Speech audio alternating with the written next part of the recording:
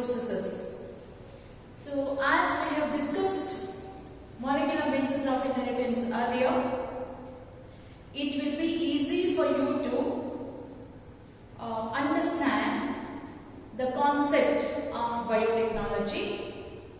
And when it comes to the first chapter of biotechnology, that is principle and processes, the maximum number of questions you can expect is either 1 or 2 usually.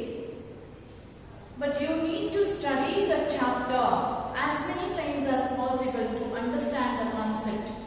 As the chapter is a concept oriented chapter, you need to understand all the different steps and all the different tools that are used to modify the genetic composition of an organism. Nothing but the principles and processes of biotechnology. Right? You need to concentrate on different vectors that are used in biotechnology, the restriction endonucleases, the naming of the restriction endonucleases, few examples of the palindromic sequences that are recognized by the restriction endonucleases, which I have given you in the regular classes. You can refer in the notes. I think I have given around 10 examples of different restriction endonucleases with the recognition sites. Bioreactor, the construction you need to concentrate, and PCR, the enzyme used in the PCR, different steps in the PCR you need to concentrate, electrophorese, the technique, the concept, and the components that are used in the electrophorese you need to study, right? So today's class we will be discussing some of the important bits of the same chapter. Let us have a look at the first slide. Transfer of any gene into a completely different organism can be done through, right? So the question is the transfer of any gene into completely different organism can be done through. Options are genetic engineering, tissue culture, transformation, none of these. Say we can eliminate tissue culture as we have discussed in the earlier classes. This is a method of or technique of growing plant cells or the part of the plant under laboratory condition. So we will eliminate the tissue culture. Tissue culture has nothing to do with the introduction of genes. Then the transformation. Transformation, the Griffith experiment we have discussed. What is transformation exactly is uptake of genetic material. Uptake of naked genetic material by certain organisms, especially microorganisms, and only few organisms are capable of undergoing natural transformation. Only very few organisms are capable of undergoing natural transformation. But the question is transfer of any gene to completely different organism. Completely different organism in the sense a gene that is present in the human beings can be transferred into bacteria, or a gene that is present in some other organism can be transferred into fungi or any other organism or into a plant like that. So how to achieve?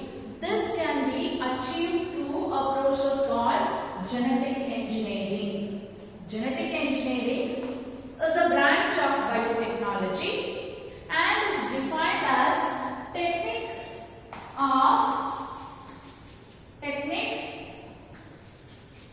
to alter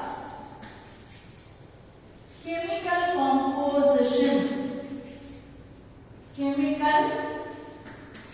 composition of a genetic material. Chemical composition of a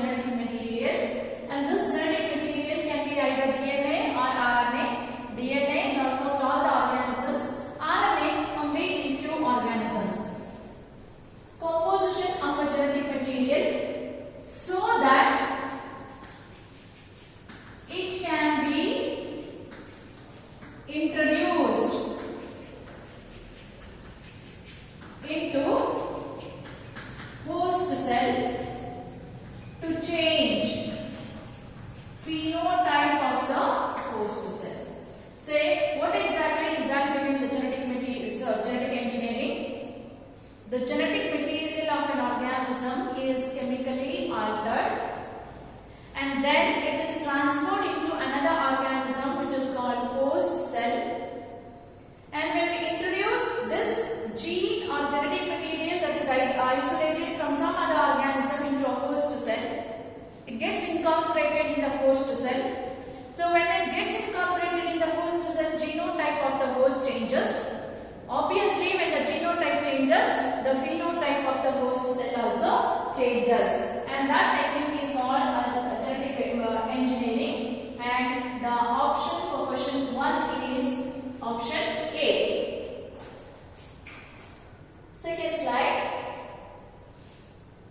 PBR322 was first artificial cloning vector developed in dash by dash and dash from classmate. Here A, B, C can be. Right.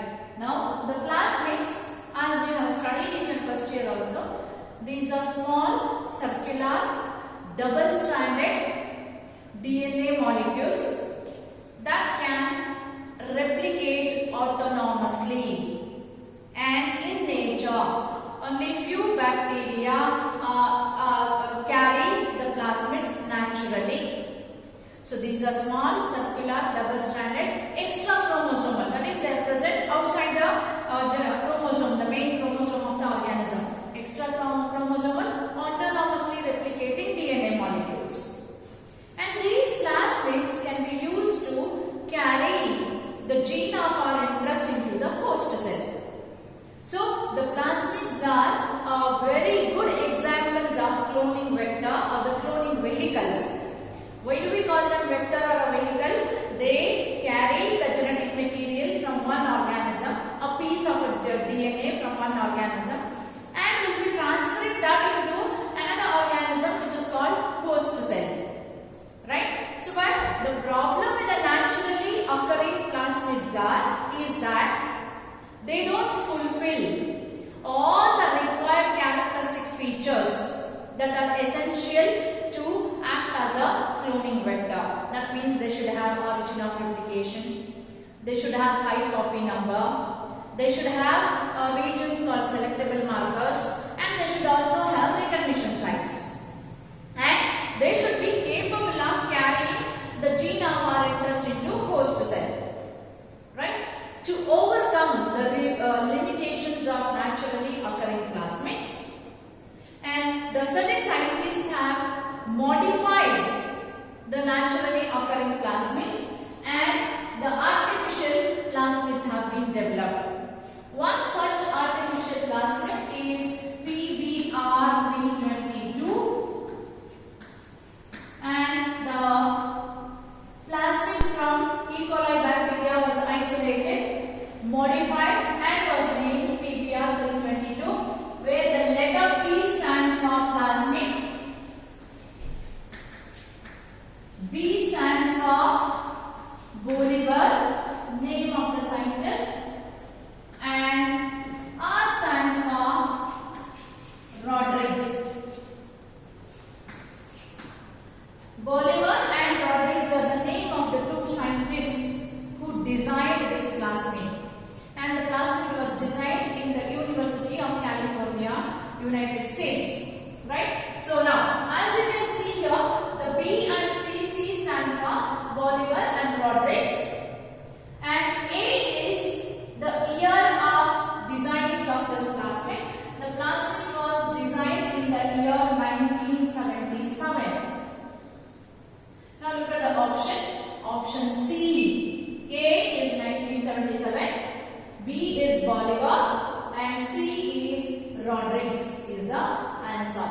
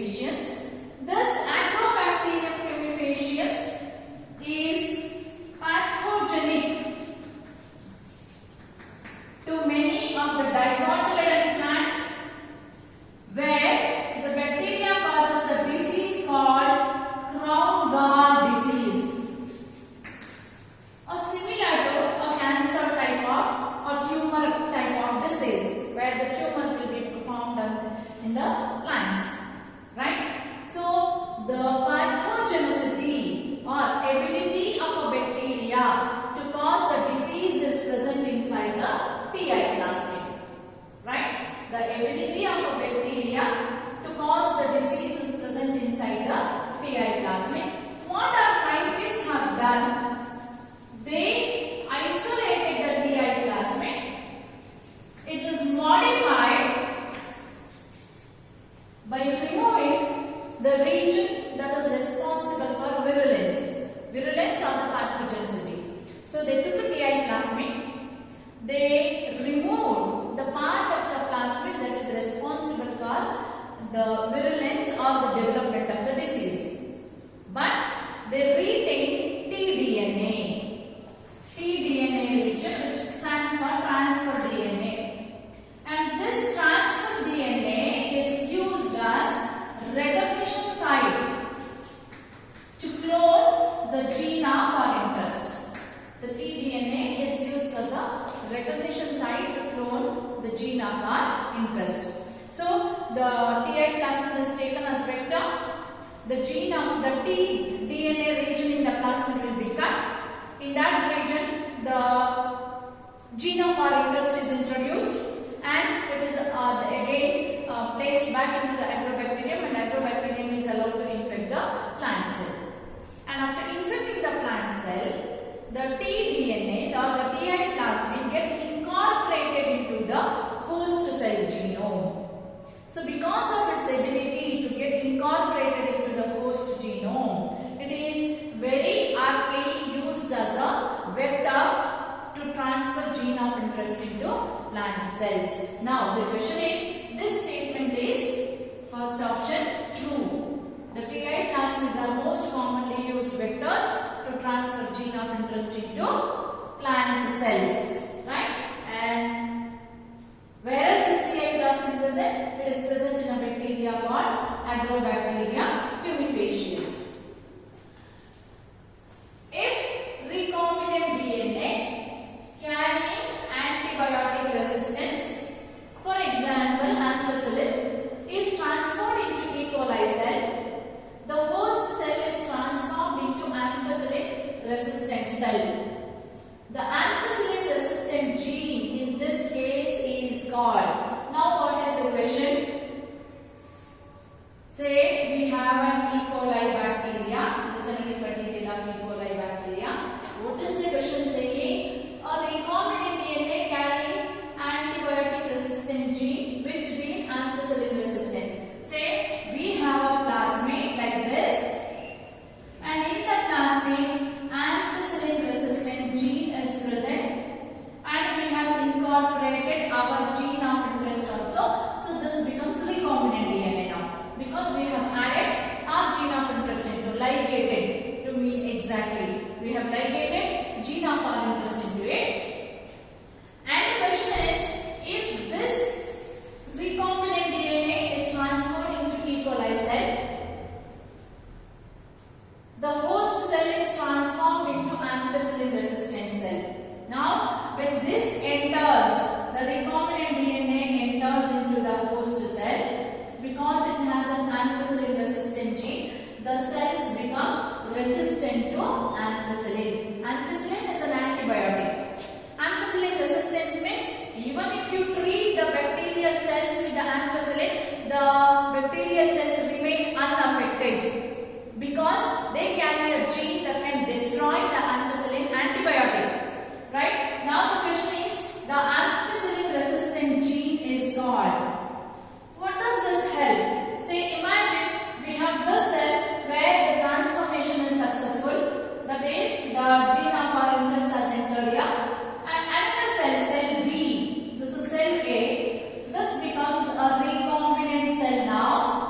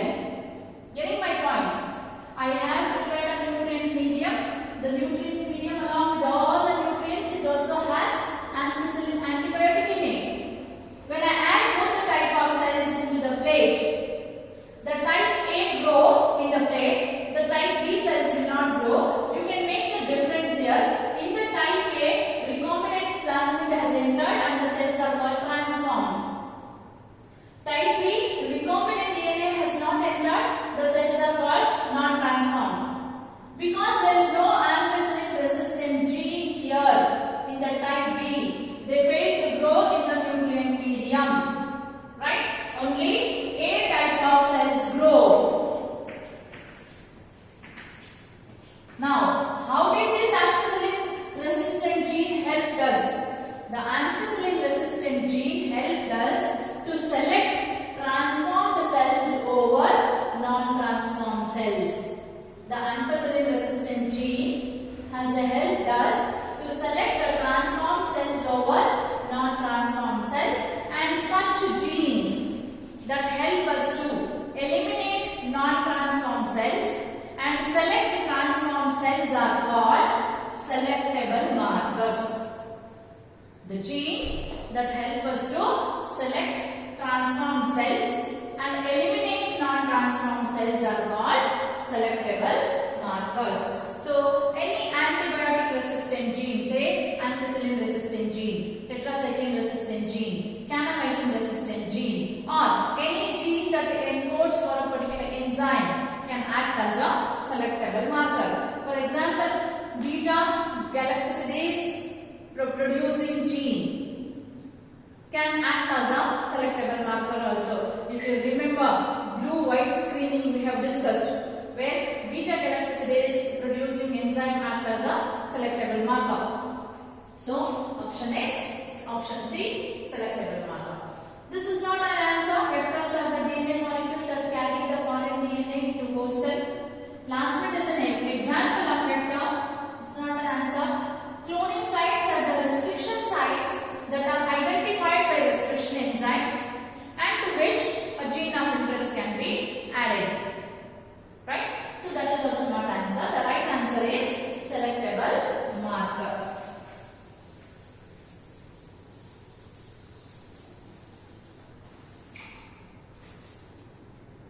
Which of the following key factors make a plasmid the vector in genetic engineering?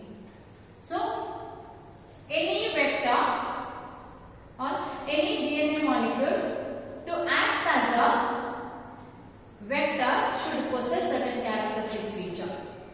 The first characteristic feature is it should have its own origin of replication.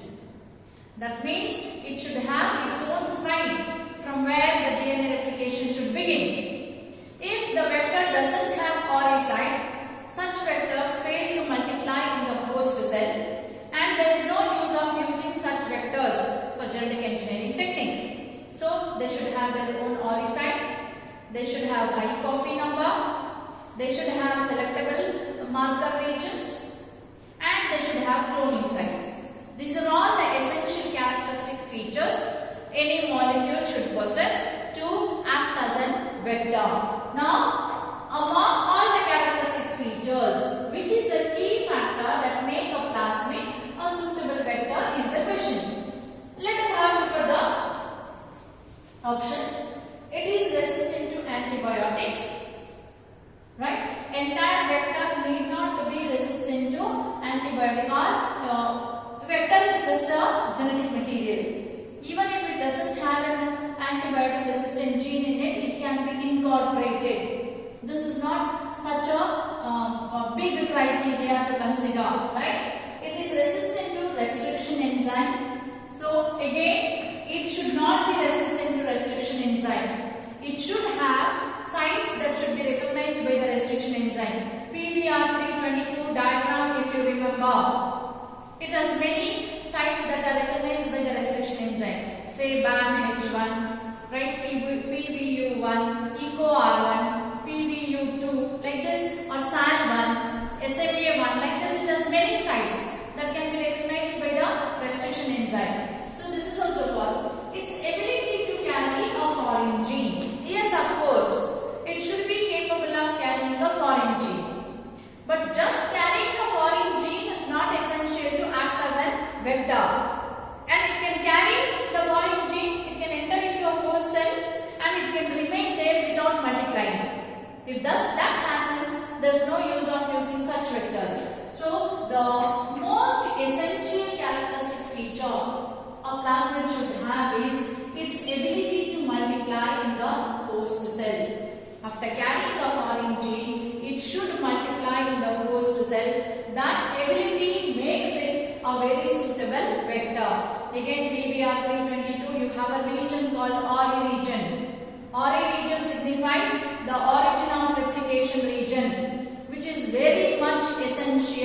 for a plasmid along with the foreign DNA that is incorporated into it to multiply in the host cell. So option D is the right answer. And there are two statements given. ORI also controls the copy number of linked DNA. If a foreign DNA ligates at the site at the Van H1 site, here it should be Van H1 site of a tetracycline resistant gene in a vector PBR322, the recombinant plasmid loses the tetracycline resistance due to the insertion of a foreign DNA. Choose regarding the above statement. So, first let us have a look at the PBR322 diagram. As a circular, double-stranded DNA molecule, it has two selectable markers. One, tetracycline resistant gene. The other one, ampicillin resistant gene. So this portion is tetracycline resistant. This is ampicillin resistant gene. And somewhere here you have ORI region, origin of replication. This codes for ROB protein. And in the tetracycline resistant gene, you have a restriction site for restriction enzyme BAN H1 and also a site for SAL1, Saccharomyces albustris. Then apart from that, here you have site for PVU1 and somewhere here you have site for EcoR1, like this the diagram is. So what is the question? ORI also controls the copy number of a linked DNA. What is copy number?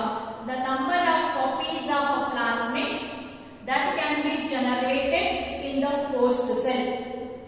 Some plasmids have copy number of 1 to 2, some have 15 to 100. Usually, for genetic engineering technique, we prefer plasmids that have high copy number. Higher the copy number, higher will be the amount of gene of interest that we have cloned into the plasmid. What does this say? ORI also controls the copy number of a linked DNA. Imagine I have linked a DNA here. ORI region is the region from where the replication begins.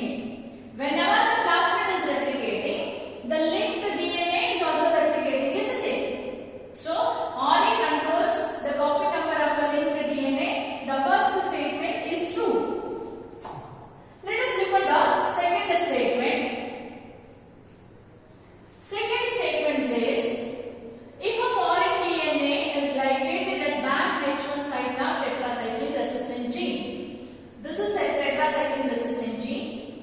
I use restriction enzyme called BAN H1 isolated from Bacillus amyloliquefaciens. So when I use this restriction enzyme, the plasmid will be cut in this region like this. Right? The plasmid will be using BAN H1. The plasmid will be cut in the region of tetracycline resistant gene. The recombinant plasmid loses the tetracycline gene, isn't it? Right? So because we have used BAN H1 and BAN H1 region is present in the tetracycline resistant gene, the recombinant plasmid loses the tetracycline resistant gene, and in this region I can incorporate my gene of interest, which becomes a recombinant plasmid. Yes or no? Right? So if a foreign DNA ligates at the BAN H1 site of a tetracycline resistant gene in the vector PBR322, the recombinant plasmid loses the tetracycline resistance due to the insertion of foreign DNA. This is also true. The plasmid has lost tetracycline resistant gene, and in place we have inserted gene of our interest. Insertional inactivation we call it as. Inactivation of a gene by inserting the gene of our interest in that region. So which gene we have inactivated? Tetracycline resistant gene. How? By inserting gene of our interest in that region. So the second statement is also true. Choose regarding the following statement. So since both are true, we go with the option C. Both are true.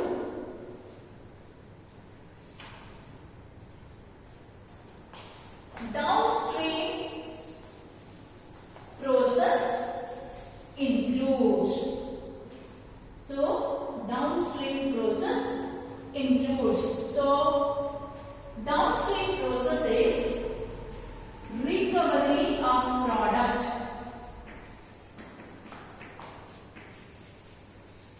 Downstream process is recovery of product from fully grown, genetically modified organism. Recovery of product from fully grown, genetically modified organism is called a downstream processing. Say for example, I take up the insulin producing gene from the human being. The insulin producing gene is incorporated into E. coli, and E. coli cells now become recombinant. I allow these E. coli cells to multiply in a bioreactor by providing nutrients. Since insulin is not essential for E. coli, but they have been incorporated with the gene undergo transcription, translation, insulin is produced and insulin is released into the external medium, right?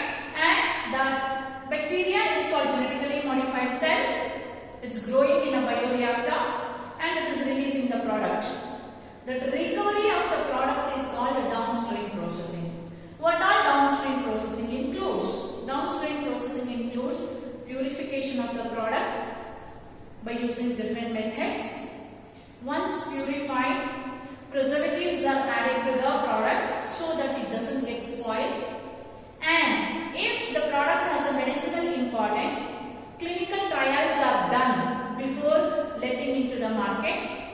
And also the proper packaging and maintenance of the sterile condition to pack and purify the product is also part of downstream processing. Now look at the options. Separation of the product from reactor, that is bioreactor. Yes, the first step is we need to separate the product. Once the product is separated, purification of the product, either by filtration or chromatography or any other method. Formation of the product with a suitable preservatives. A preservative is added so that the product doesn't get spoiled. Quality control testing and clinical trials in case of drugs. Yes, to formulate the dosage, how much dosage of it should be given to the given for the treatment should be formulated. After that, clinical trials on the lab animal should be done. All the four steps are essential process of downstream processing. So look at the options down. So since all four, 1, 2, 3, 4, all are part of downstream processing, we go with the option D, 1, 2, 3, 4. Special sequence in the DNA recognized by the restriction endonucleases are called, right? Restriction endonucleases are the group of enzymes that can cut the DNA at a specific site called restriction sites, right? The restriction endonucleases abbreviated as REN. They are a group of nuclease enzyme and they act on both the strands of DNA. They act on both the strands of DNA and they cut DNA in the middle and in the region called recognition sites.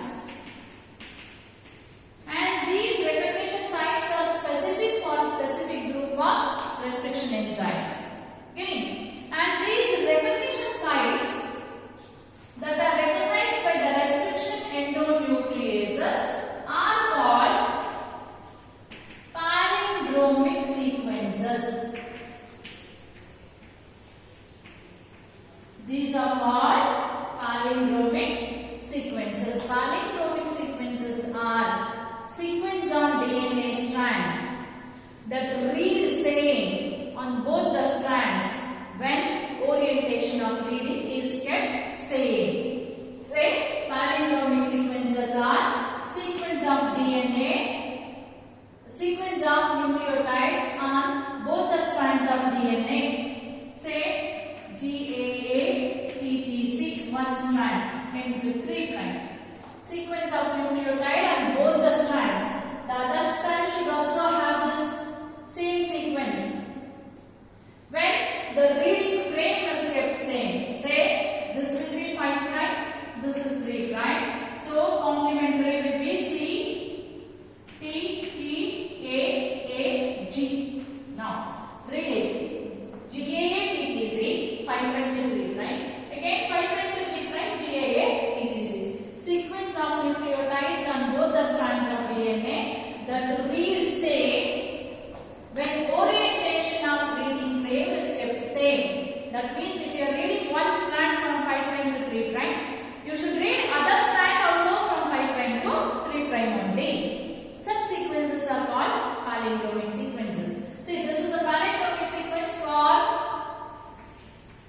a restriction enzyme called EcoR1. And EcoR1 will cut the DNA always between GA sequence like this. Restriction endonucleases, as I mentioned, they act on both the strands of DNA. Now look at the options.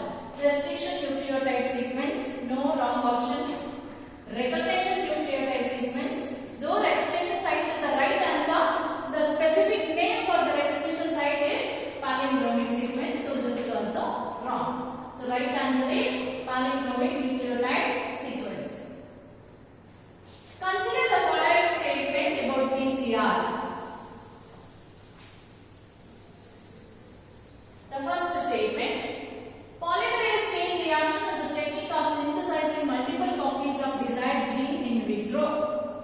Yes, it is a true statement. Through polymerase chain reaction, when we have a small piece of DNA, the small piece of DNA is allowed to undergo PCR, and using that enzyme called Taq polymerase, which is a thermostable enzyme that is resistant to high temperature. An enzyme which is resistant to high temperature. Using the Taq polymerase enzyme, the word Taq stands for Thermus aquaticus, name of a thermophilic bacteria, the bacteria that is capable of growing in a high temperature. And this enzyme is isolated from that bacteria, hence the name Taq polymerase. Why we use Taq polymerase in PCR? Because it is thermostable. Enzyme can withstand temperature of more than 60 degrees centigrade also. So using the Taq polymerase enzyme, multiple copies of a gene can be synthesized. True. This technique was developed by Gary Mullis in the year 1985, which is also true, for which Gary Mullis won Nobel Prize. A single PCR amplification cycle involves 3 basic steps: denaturation, annealing, and extension. Yes, the first step of the polymerase chain reaction is denaturation, that is double-stranded DNA by exposing to the high temperature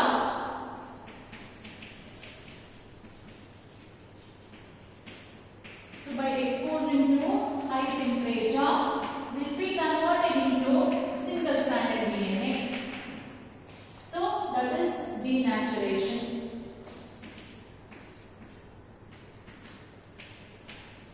Then the second step, annealing. Annealing is adding a small primers complementary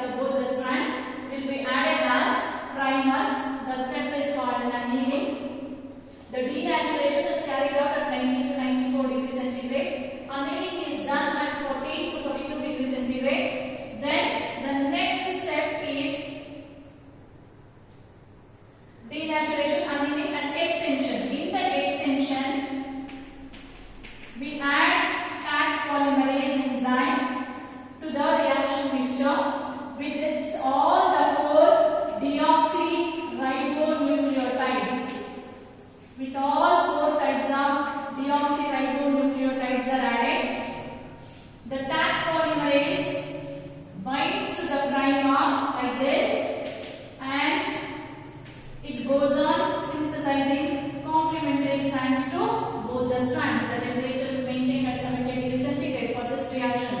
So a single step of PCR involves the denaturation, annealing and extension, all the three steps. So we go with the option D. All of these is the right answer. Genetic engineering is possible because, see, the process of genetic engineering was possible because of the invention of two major enzymes. One is restriction endonucleases that cut the DNA at a specific site, and these restriction endonucleases can act in vitro also, that is when they can be taken out from the bacterial cell and they can be used under laboratory condition. Hence the restriction endonucleases are called molecular scissors. And another reason for the development in the genetic engineering field is ligase enzyme, which is called molecular glue, that can cut the two pieces of DNA, so that can join two cut pieces of DNA by creating phosphodiester linkage. Now let us have a look at the options. The phenomena of transduction in bacteria is well understood. Transduction is a process of transfer of genetic material into bacteria with the help of bacteriophage, which has nothing to do with the genetic engineering. Of course, bacteriophages can be used as a vector, but just because the bacteriophages are used as a vector, we cannot cut any piece of DNA and join it to another piece using the bacteriophages. So the first option is wrong. We can see DNA by electron microscope, of course we can see, but just by looking at the DNA through electron microscope doesn't help you to cut it, join it and transfer it to another organism. So wrong option. We can cut DNA at a specific site by endonucleases like DNase. Yes, DNase is a type of restriction, type of endonuclease enzyme. But DNase enzyme cannot, or DNase enzyme will not be active under laboratory condition. It is active only in vivo, within the cell. It cannot act in vitro, that is under laboratory condition. So wrong option. Restriction endonucleases purified from bacteria can be used in vitro is the right answer. That is, in nature, only bacteria have a restriction endonuclease enzyme in them that can be purified and can act under laboratory condition also. This discovery, the first restriction endonucleases were discovered by Arber and Nathan. This discovery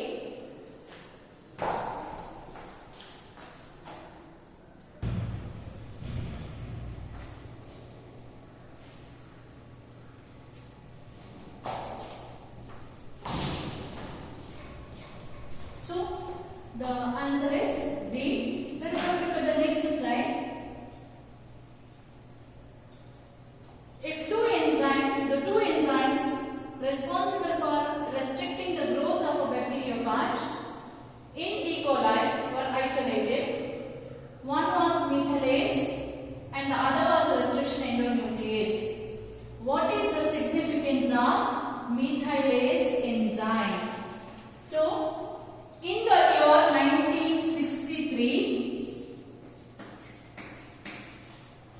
year 1963, a scientist by name Arthur isolated two enzymes from E. coli.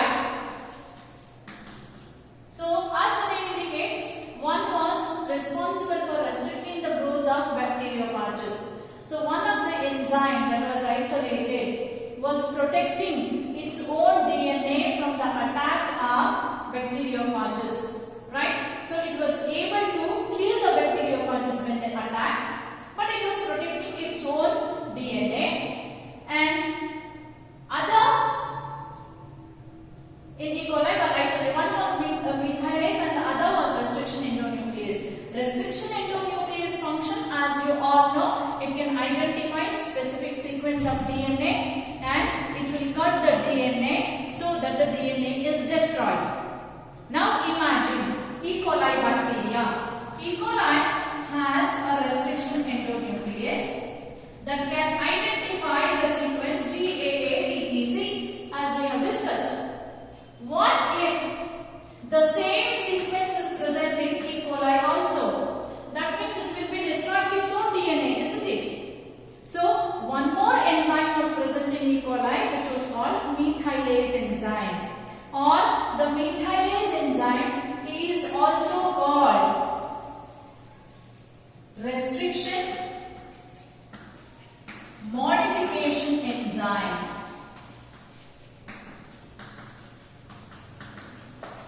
Methylase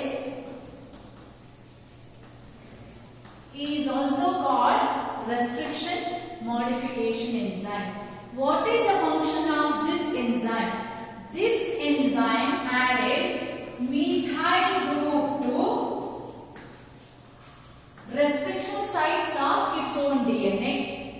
It added methyl group to restriction sites of its own DNA. The question is, what is the function of methylase enzyme? Look at the options. Protection of host DNA from the action of restriction endonucleases by adding methyl group to one of the two bases, usually within the sequence recognized by the restriction enzyme. So it will protect its own DNA. How? Adding methyl group, where to one or two nucleotides that are recognized by its own restriction enzyme. Say when it is GAA-ETC, a methyl group can be added to G, methyl group can be added to A, so that restriction enzyme fails to recognize it. So the function of the second enzyme is to option A, protect it of host DNA from the action of restriction endonucleases by adding methyl group.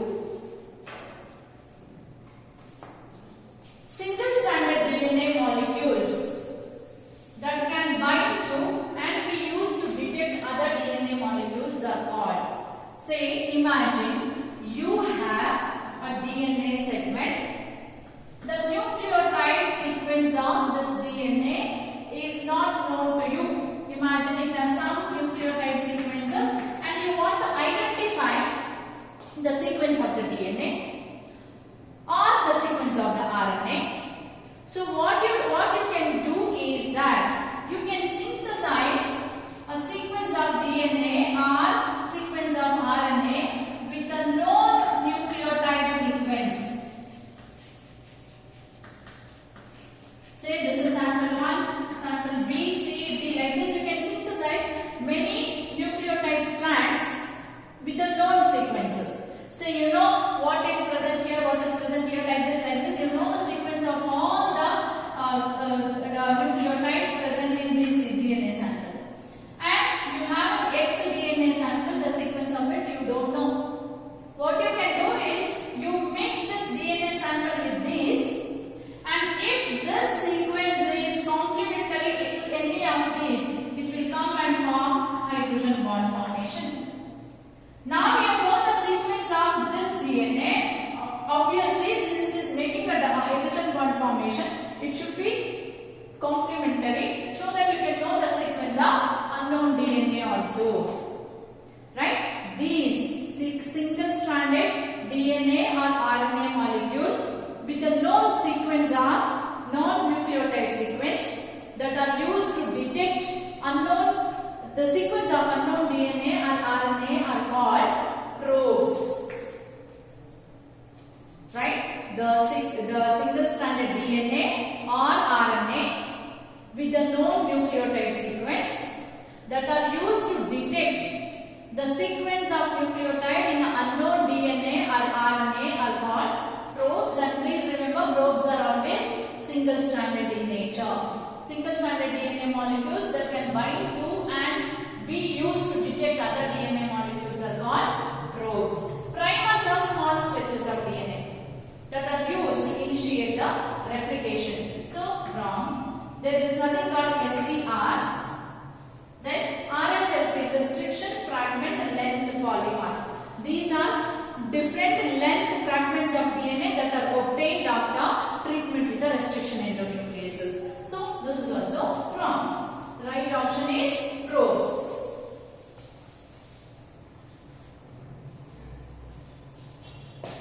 And look at the statements.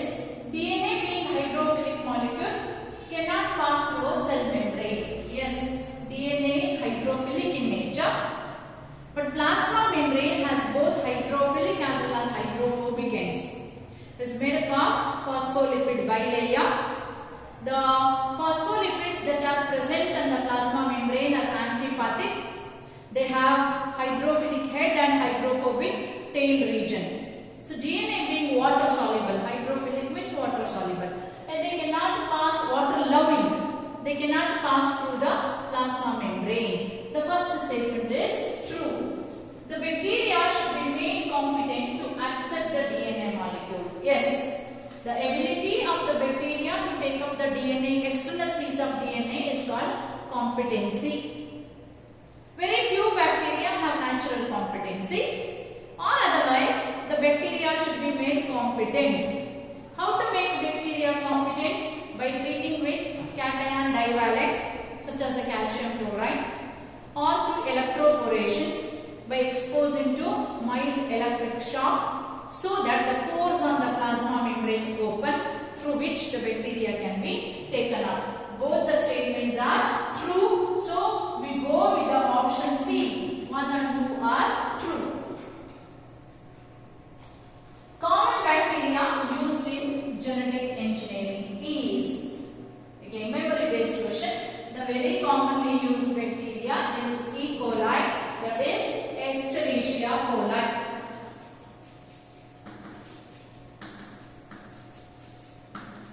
Escherichia coli or E. coli, commonly called as, it is a common bacteria because we know the sequence of nucleotides in E. coli, or gene mapping of E. coli has been done, and they replicate every 20 minutes. It is easy to grow them under laboratory condition. Their biochemistry is understood well. The physiology of E. coli is studied well, so that it is easy to handle them. Right? So E. coli is most common. It's called Drosophila of microbiology, or Cinderella of microbiology it is called. Why? Very commonly used in all the genetic engineering experiments or physiological experiments to study the bacteria. So the option A is the right answer. A restriction fragment containing a specific gene of interest can be identified by gel electrophoresis, followed by transferring the DNA to membrane as a solid support matrix using a procedure called. So this you have studied in DNA fingerprinting also. When you have a large fragment of a DNA and you need to isolate a specific gene from it, what you do? You cut the DNA using specific restriction enzyme. So restriction enzyme will cut the DNA into small fragments, and those fragments can be separated through a technique called gel electrophoresis, where the DNA fragments get separated based on their size or molecular weight. Lesser the molecular weight, faster they move and quicker they get separated, and the larger molecules get separated near the well itself. Like this. DNA being negatively charged will always move towards the positive charge. That is, it move towards the anode. Right? So you load the DNA sample here, and the DNA fragments are allowed to move through the gel which is prepared using agarose, and due to the poration activity, the DNA fragments get separated. The smallest fragments get separated to farthest, that is towards the anode. Right? Then the question continues here. The gel electrophoresis followed by transferring this DNA membrane as a solid support matrix using a procedure called. These DNA fragments, once they are separated, they are treated with alkali. Double stranded DNA gets separated into single strand. Now you want to identify and isolate gene of your interest. So what you do? These DNA fragments present on the gel will be transferred onto a nitro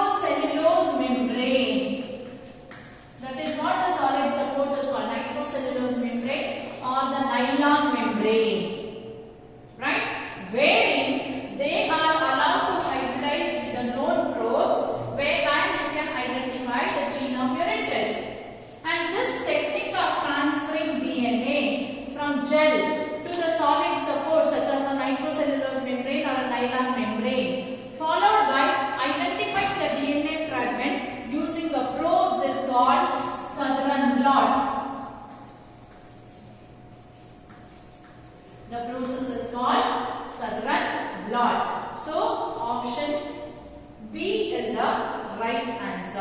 RFLP, restriction fragment length polymorphism, as I mentioned, these are the different length of fragments of DNA that are obtained after digesting with the restriction enzyme. So wrong answer. Identification of gene is just a common term that is used. So the cellular blot itself is conducted to identify the gene. And alloy enzyme, wrong answer. So cellular blot is the right answer. About gene gun method. Gene gun method is a method of transforming the plant cells, right? There are different methods that are followed to transfer recombinant DNA into host cell that you have studied in your textbook. The first is chemical method, where the host cells are incubated with the gold calcium chloride along with the recombinant DNA, and suddenly they are given a heat shock of 42 degrees centigrade, where the pores open, recombinant DNA enters inside, and again they are cooled so that the pores close. Or electroporation by exposing to mild electric shock, or micro injection. Recombinant DNA is directly injected into the nucleus of the cell. Or other method is called gene gun method, or it is also called biolistic method. Gene gun or biolistic method is a method of transforming the host cell, wherein recombinant DNA is coated onto the nanoparticles of gold or tungsten, and these nanoparticles of gold or tungsten coated with the recombinant DNA are allowed to bombard with the host cell in a high speed. Collision with a high speed, like how you shoot a bullet using a gun, right? So during that, the nanoparticles of gold or tungsten will enter into the nucleus of the cell. The cells may get transformed. Look at the options. This method, also known as biolistic technique, is true. In this method, cells are bombarded with a high velocity microparticles. It should be nanoparticles. Nanoparticles of gold or tungsten coated with the DNA in the plants is true. Important crop plants like maize, rice and wheat have been transformed by this method. This is also true. So we go with the option D. All the three are true. RNA is removed by treating with. The question is with respect to enzyme. Cellulase is an enzyme that is used to remove cellulose. Chitinase is an enzyme that is used to remove the chitin. Protease is an enzyme that is used to digest protein. Ribonuclease is an enzyme that is used to digest RNA. So we go with the option A. Ribonucleases are the enzymes that are used to remove the RNA.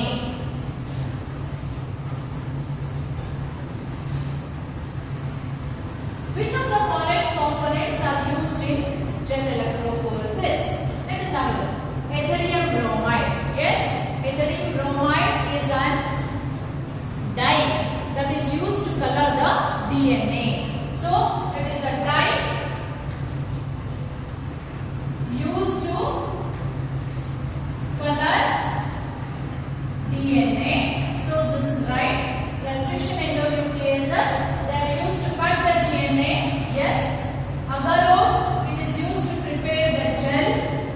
This is also true. UV radiation to visualize or to see the DNA, UV radiation is used. So all the 4, 1, 2, 3, 4. So option D, all of them are used during the gel electrophoresis.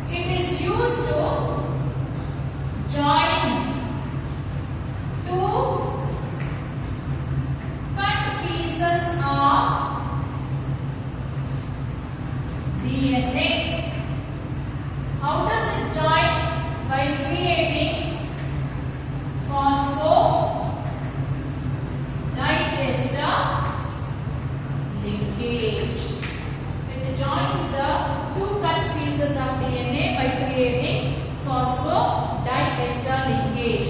That is the single phosphate group. Say this is nitrogen base. This is 3 prime, and here you have 5 prime, right? So the single phosphate group will be joining 2 sugars. The link is called phosphodiester linkage. Single phosphate joining 2 sugars. That is what the DNA ligase do. Look at the option. Formation of phosphodiester bond between 2 fragments of DNA. Yes, right answer. Formation of hydrogen bonds between sticky ends. No, the 2 sticky ends cannot be joined by hydrogen bonds. So, wrong option. Ligation of purine, wrong option. None of these also wrong. So, option A is the right answer. Electroporation procedure involves fast passage of food through the sieve pores in the phloem elements with the help of electric stimulation.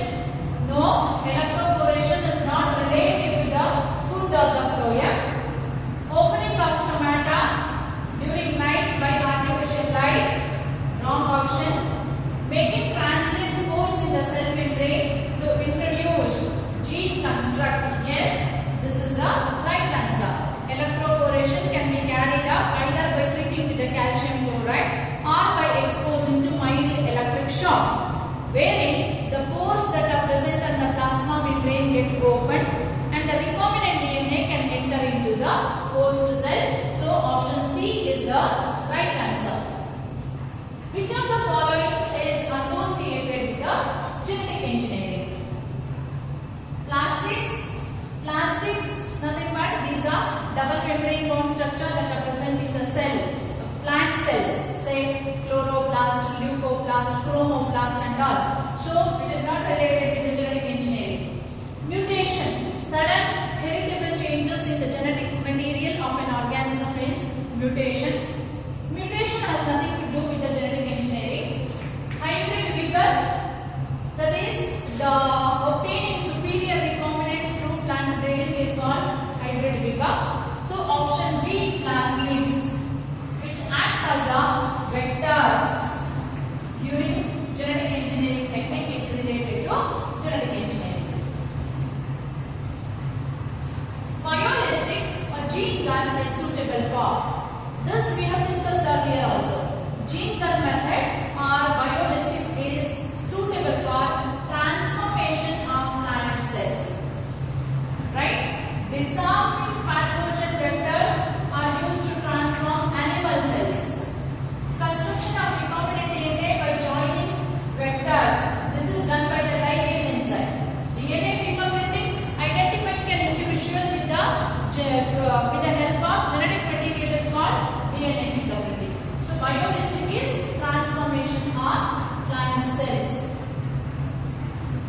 In naming restriction enzyme, the first letter is derived from A, name, and next 2 letters from the dash, 4th letter from C of D, where the enzyme is extracted. A to do D is a statement can be. So, while naming the restriction enzyme, the first letter is name of genus of the bacteria. First letter is name of genus of the bacteria. Second and third letter stands for species name. Fourth letter may or may not be present. Fourth letter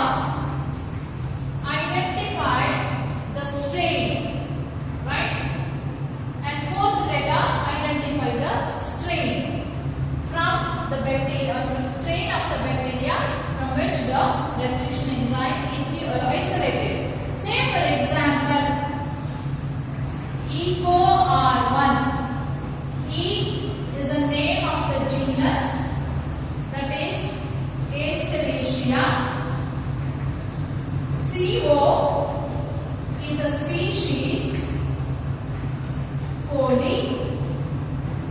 The fourth letter R stands for strain. That is R1. Roman letter 1 identifies this is the first restriction endonuclease isolated from E. coli. Roman letter may be present, may not be present. It indicates the series in which the enzyme is isolated. So here the first letter is A, name of the genus. Next two letters are the name of the species. Fourth letter C. So first is A is the name of the genus, B is a species, C is strain, and D is bacteria from where their enzymes are extracted. So option A. This is A, B, C, D. A is the name of a genus, B is species, C is strain, D is bacteria from which they are isolated. This is wrong option because restriction endonucleases are not present in eukaryotes. So both of them eukaryote, wrong option. And if you see here, first A is species. No, A is always genus. So the second option is also wrong. Which of the following technique is most commonly used to separate DNA molecules by size? And this we discussed earlier also. Gel electrophoresis is a technique of separating DNA molecules based on their size or the molecular weight. Smaller the size or smaller the weight, faster they get separated and they get separated away from the well. Larger the size, they get separated at the end and they will be present closer to the well of the gel electrophoresis. So option D is the right answer.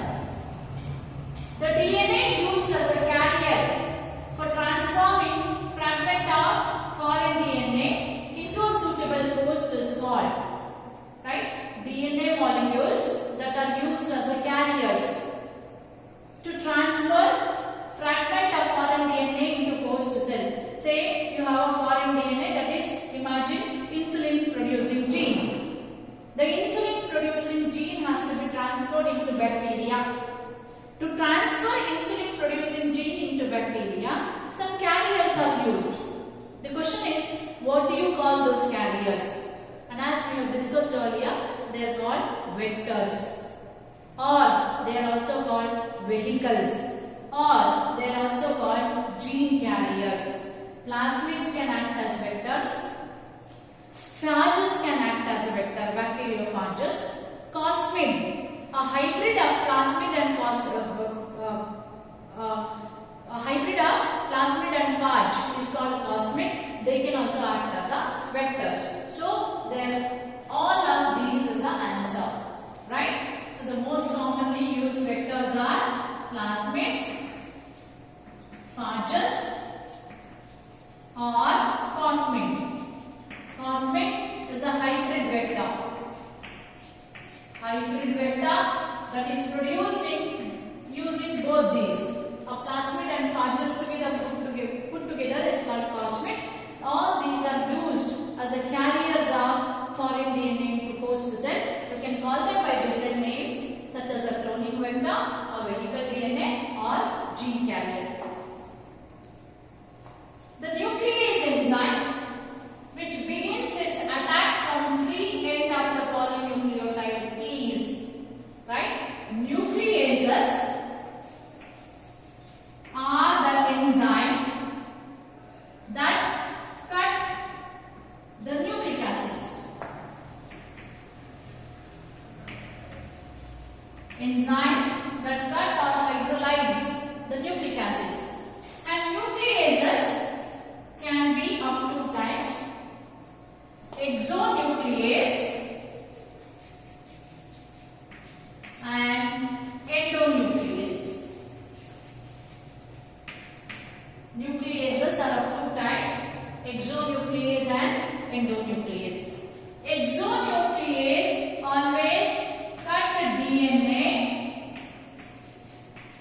from their ends. They cut the DNA from their ends, usually from 3' end. DNA polymerase 3 as an exonuclease activity also. Whereas endonucleases cut the DNA within the strand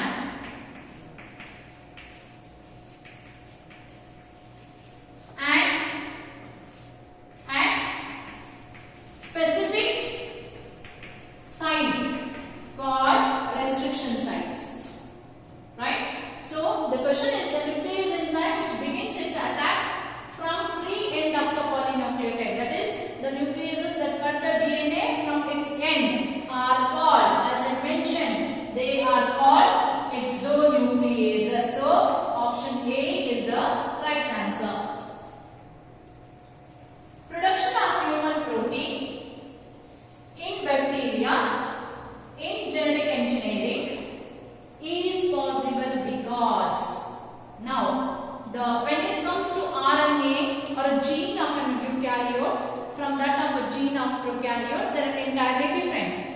Prokaryotes have polycistronic gene, eukaryotes have monocistronic gene. In the monocistronic gene, introns and exons are present. Right? And the RNA polymerase enzymes are totally different in both prokaryotes and eukaryotes. Prokaryotes have single RNA polymerase, eukaryotes have different RNA polymerases. And the type of ribosomes are also different in prokaryotes and eukaryotes. Prokaryotes, 70S type of ribosome, eukaryotes, 80S type of ribosome.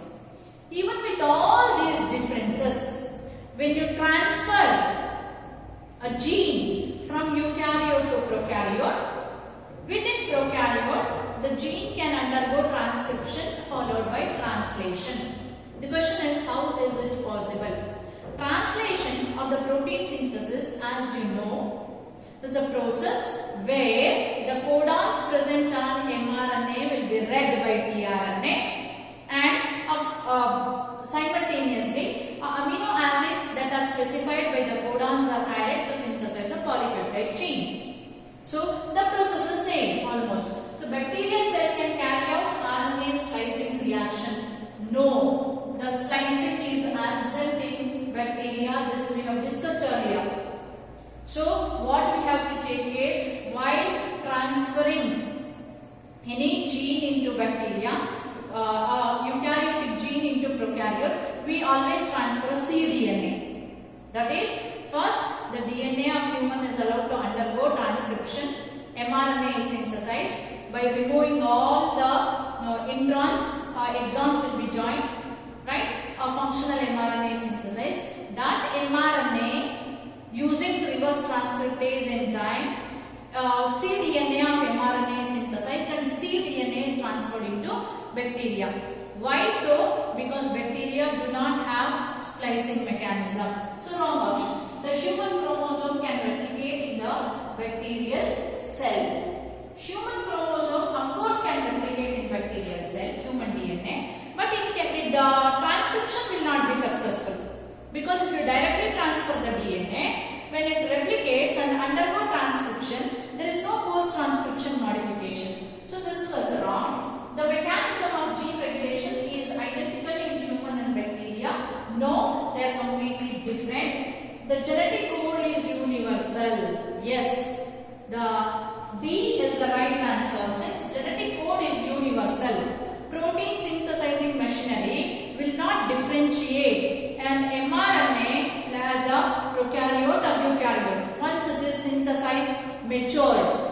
Since genetic code is universal, any gene that is of a human origin, when all the introns are removed, can be read by bacterial protein synthesizing machinery. So option D is the right answer. Stirred tank bioreactor have an advantage over shaped flask because, so this is with respect to construction of the bioreactor. The stirred tank bioreactor are most commonly used bioreactor. These are the large stainless steel vessels that have a central shaft to which flat blades are attached, and the shaft is rotated continuously with the help of a motor. So rotation of the central shaft of the rod helps in equal mixing of the nutrients and equal distribution of oxygen. If it is a shake flask, if the conical flask is shaped, oxygen will be dispersed only on the surface. Inner region of the nutrient medium will not get the oxygen. So advantage is that it will provide better aeration and mixing properties. Stir tank bioreactor, because it is provided with the central shaft and the blades. Shaft is rotated with the help of a motor. It helps in better mixing of oxygen as well as nutrients. So option C is the right answer. During gene cloning, which is called a gene taxing. So what is a taxing?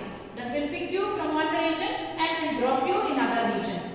So who does the same role during gene cloning? Yes, it is always the vectors. They will pick the gene of interest from the donor and will be transferring same into the host cell or the recipient. So the plasmid is the right answer. Option B. The last question. Copy number is either defined as the number of copies of plasmid present in a cell. Yes, this I discussed earlier also. So plasmids, because they have their own origin of replication region, they can multiply in the host cell. So how long they multiply, how many copies of plasmid can be synthesized, that in turn is decided by the plasmid itself. They have a mechanism wherein they can control their copy number.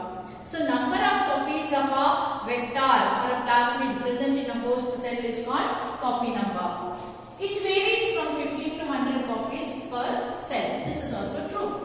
When a plasmid has a high copy number of copies varies from 15 to 100 copies per cell. So choose the correct regarding the statement. One is true, two is false. So wrong option because both of them are true. Two is true, one is false. Again wrong option because both of them are true. We go with the option C, that is both are true. So both the statements are true. So we go with the option C.